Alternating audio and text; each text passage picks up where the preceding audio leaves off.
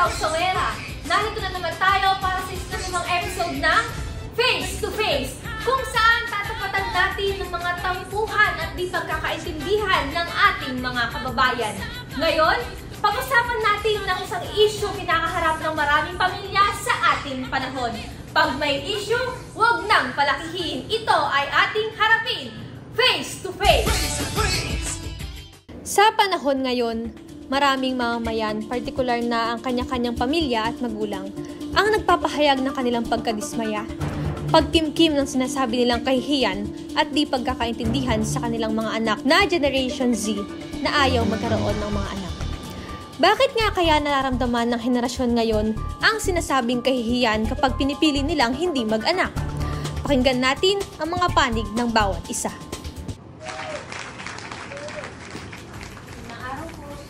Magandang araw po. Nandito po kami kasi hindi po namin matanggap mag-asawa kung bakit ayaw nila magkaroon ng anak. Kung tutuusin, napakadali lang nun eh. Hindi namin alam kung bakit ayaw nila. Kaya nga pakiramdam namin na parang nabigo kami sa pagpapalaki sa kanya ng tama bilang magulang. At saka, ang gusto lang naman namin na magkaroon sila ng sariling pamilya. Ang gusto lang naman namin talaga na magkaroon ng apo.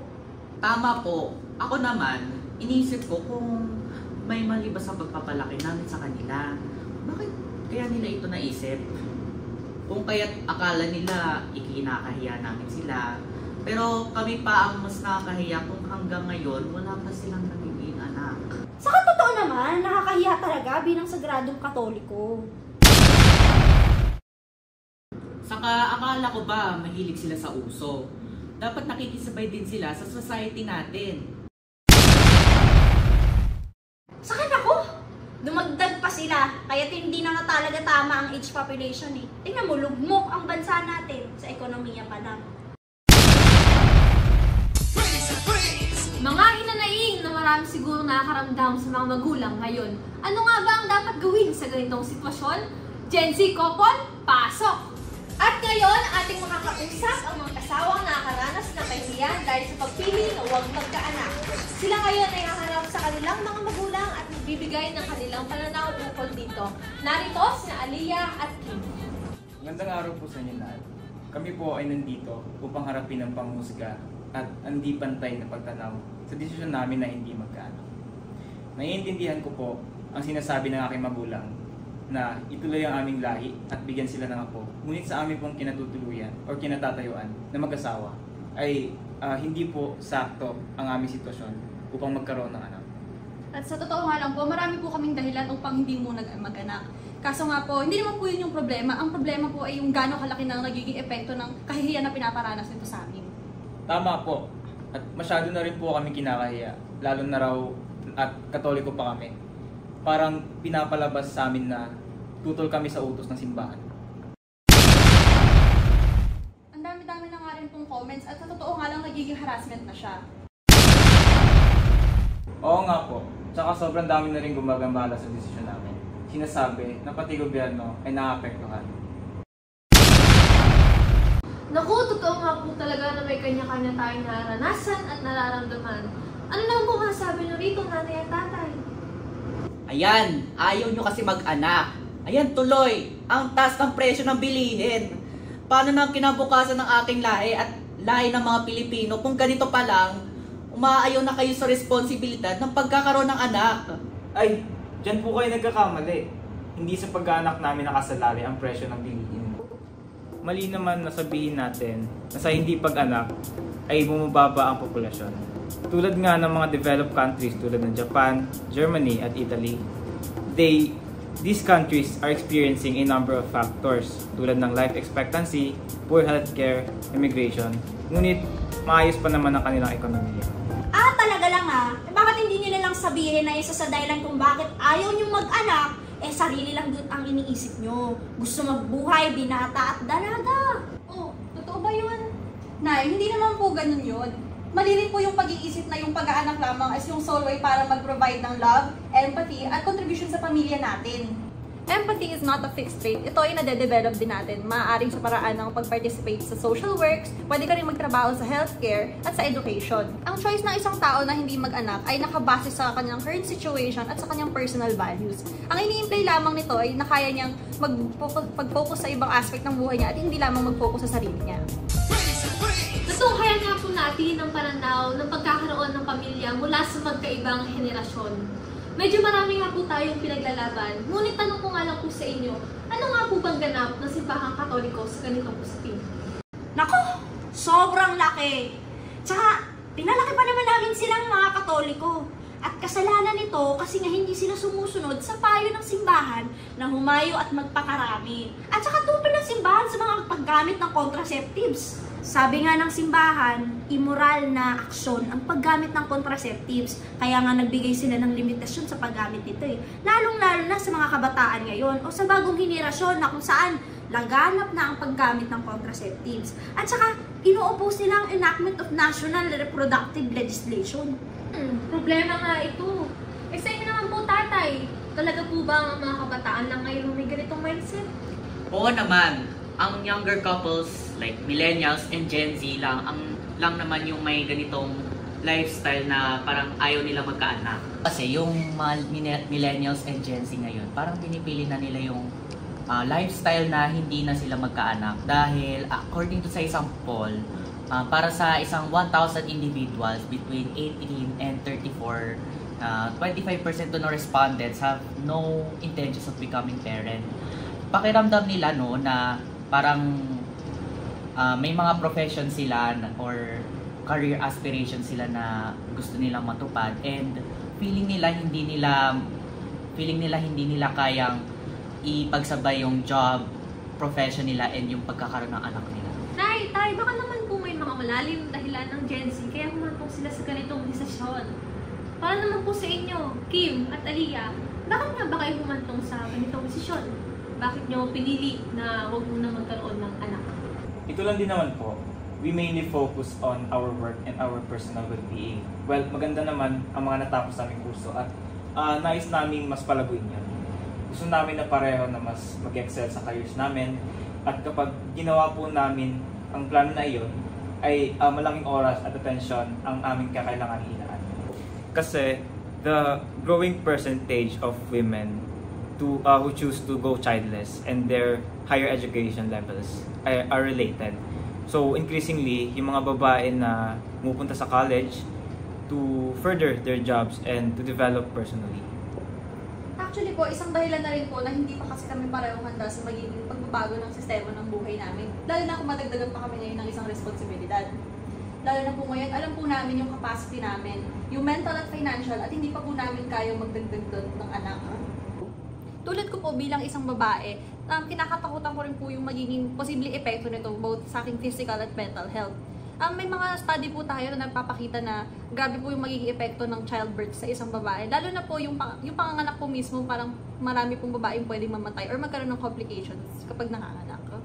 Pero paano naman po pagtungkol na sa ekonomiya ng ating bansa at mismo sa ating bansa mismo? Sa tingin niyo po ba mayroong epekto ito kapag nagtuloy-tuloy ang ganitong mindset sa mga kabataan? Sa tingin ko, kapag nagtuloy-tuloy ito, mas mahihirapan ang bansa natin na mapaayos yung mapalago ang ekonomiya natin. Kasi tulad na lang sa Japan, alam naman natin na pabagsak ang ekonomiya nila dahil na nga isa ang dahilan sa pagtanda ng populasyon, aging population, napakaraming matanda. At mas nahihirapan silang buhatin ito dahil sa dami ng matatanda, kakaunti na lang ang nagtatrabaho sa kanilang industriya. Kaya parang napakahirap din kung sa atin mangyayari yun kasi hindi natin kayang sagutin ang demand sa ekonomiya at mapanatili ang pagtatrabaho para mapaikot at mapalago ang ekonomiya. Pero parang hindi naman po kasi may nabasa rin po kami na countries with older generations are more prone to economic insecurity compared to countries with younger populations. Yung pagtaas rin po ng mga matatanda sa ibang bansa, napaka-alarming rate na po. At dahil po doon, nagkakaroon po tayo ng mga low working age population. At madalas po, ang naging epekto po nito sa kanila ay increased healthcare costs, unmet economic standards, at nahihirapan po silang i-maintain ang kanilang workforce. At yung mga tao po na nasa older population, mas prone po sila sa income insecurity kasi hindi na po nila kayang supportahan yung sarili nila. Pero bakit naman po kasi hindi na lang kayo magkaunawaan ng mga dahilan para wala na tayong problemang ganito? Hindi naman ganun kadali. Nakakaya sa ibang tao. Ano na lang sasabihin nila? Tay, wait lang ah. Agree po ako sa inyo, Madam Jose. Social tolerance will rise when it is realized that socio-economic factors influence reproductive decisions. And this is more logical and compassionate than demanding everyone to adhere to conventional family norms. May mga pag-aaral naman na nakakapag-impluwensya sa amin ta hindi pag-anak. Tulad na lang ng sa ekonomiya. Paano kung kulang yung kinikita namin? Paano kung wala kaming posisyon, wala kaming mahanap ng trabaho? Sa bansang Sweden at Norway, itong dalawang bansa na to, mas ina-encourage nila yung work-life balance at yung mga family planning na batas. And sa mga bansang to, sila pa rin, meron pa rin silang low fertility rates, ngunit mataas pa rin yung level ng kanilang social tolerance and acceptance. Ayun naman pala. Pero curious lang ako, ano bang lifestyle na gusto nyong meron kayo at hindi nyo makakamit kapag magkaroon kayo ng anak? Basically po, yung mga kagaya po namin na voluntarily childless, meron po kaming time at kalayaan na i-pursue po yung mga gusto namin gawin. Hindi naman po sa sinasabi namin na yung pagkakaroon po ng anak ay hadlang sa mga gusto mong gawin. Pero ang point po dito is, meron po kaming kalayaan na gawin kung ano man yung gusto namin, with or without mga anak. At para matuloy pa rin po yung pag-pursue ng mga pangarap at plano namin sa buhay. Tsaka kapag po kasi mayroong anak, parang ang buhay ng magulang ay nakatuon lamang para sa anak. Buhay ng magulang ay buhay ng anak. The economy today, it makes parenting more challenging po. Like, everything can be quite expensive. Alam naman natin yung pagkain, sa mga damit natin, sa pag-aaral, yung tuition, tsaka yung sa daycare. And, ayun, it includes, and which is why some couples decide to choose po to be childless. Ngayon nga pong nagkalabasan na tayo ng mga hinanaing, opinyon at nararamdaman, ano nga ba ang dapat nating solusyon? Ngayon po ay magkakaroon tayo ng pagkakataon sa ating mga panauhin na magkaroon ng masinsinan at maayos na pag-uusap. Paano nga ba natin may aalis ang stigma at makakamit ang pag-unawa at pagtanggap sa desisyon ng bawat isa? Narito po ang ating punong tagapayo. Okay. Magandang araw po sa inyong lahat. Dahil nga isang hindi pa malawak na issue sa ating society ang pagiging voluntary childless na isang magkasintahan, siguro maging sakto kapag mabigyan sila ng plataforma para mapakinggan, makilala at maintindihan ng mga tao. Ito po ang maipapayo ko. Una, gamitin na natin ang technology at social media. Filipino couples should have an established podcast channel since it is a great platform for educating the public and pag-raise ng awareness about the discrimination na kinakaharap ng mga couples na ito. Maraming social media channels na magandang gamitin upang magkaroon ng advantage sa topic na ito, katulad na lang Spotify at TikTok. Sabi nga sa isang research ni Godric na ang Spotify daw ang leading platform sa mga audio podcasts sa iba't ibang bansa sa buong mundo. Ang discovery process na ito ay facilitate ng mobile application na nireport ng TikTok business study na meron daw 55% ang nakikinig at nanonood dito. Isa pa, ang pakikinig sa mga podcast ay na-associate siya sa pagkakaroon ng higher levels of interest-based fascination, openness sa learning, at desire for knowing more information. Sinasabi rin na 33% ng mga Filipino ay mayroong malakas na connection kapag pinapakinggan nila ang mga favorite content creators nila, lalo na kung gagamitin natin ito sa pag-alis ng stigma. Pangalawa, sa Facebook naman, ang voluntary childless Filipino couples ay dapat magkaroon ng isang Facebook group na tinatawag na Family by Choice, No Kids, No Limits. Ang group na ito ay magsilbing platform para sa kanilang mga couples din na magkaroon o mag-share sila ng experiences, emotions, interests upang magkaroon tayo ng mutual understanding at magkaroon ng empowerment sa kanilang kapwang voluntary childless couples. Sinasabi ni Carter 2021 na ang people are more likely to form relationships inside groups with other users than just with one person. So dito may extend ang passion and commitment. Formerly, na limited lamang siya sa iisang classroom in all our mobile devices. At pangatlo, dapat ang gobyerno rin ay may aksyon tungkol dito. It should be considered na ang gobyerno natin sa Pilipinas ay mag-establish ng distinct entity to monitor couples who choose not to have children.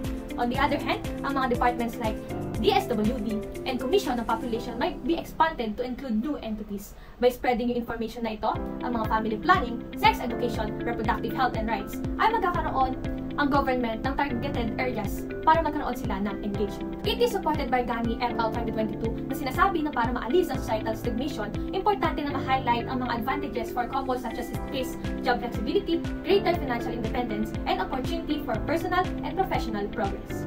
At pang-apat, bukod sa mga ito, ang gobyerno rin ay dapat mag-serve ng interest and well-being sa mga voluntary childless couple population, nararapat na i-revise sa mga current policies and regulations para ma-accommodate sila. Sabi nga sa Responsible Parenthood and Reproductive Health Act of 2012, ensures that everyone has the right to obtain contemporary contraception without any cost. Bukod pa rito, ang Pilipinas ay maaaring mag-adopt ng restrictions and methods sa pag-assembly ng China's one-child policy. Instead, yung country natin ay narapat na magkaroon ng anti-discrimination measures para nga sa mga couples na ayaw mag-anak. Kapag natupad ang apat na mga solusyon na ito, makikita natin ang improvement sa socio-economic well-being ng mga Filipino couples na ayaw mag-anak by giving them a supportive environment that foster acceptance and compassion. Maraming salamat po punong Tigapayo para sa inyong napakagandang solusyon. Ano naman pong masabi ng dalawang panig ukol dito? Bilang isang magulang, wala tayong ibang hangad kundi ang ikabubuti ng ating mga anak. Kahit mahirap intindihin ang hindi nila pagsunod sa ating nakasanayan, nakikita ko rin kung gaano kahirap ang panahon ngayon na maaaring hindi pa wastong oras para lawakan ang kanilang pamilya. Maraming salamat po, Papa, sa pag-intindi.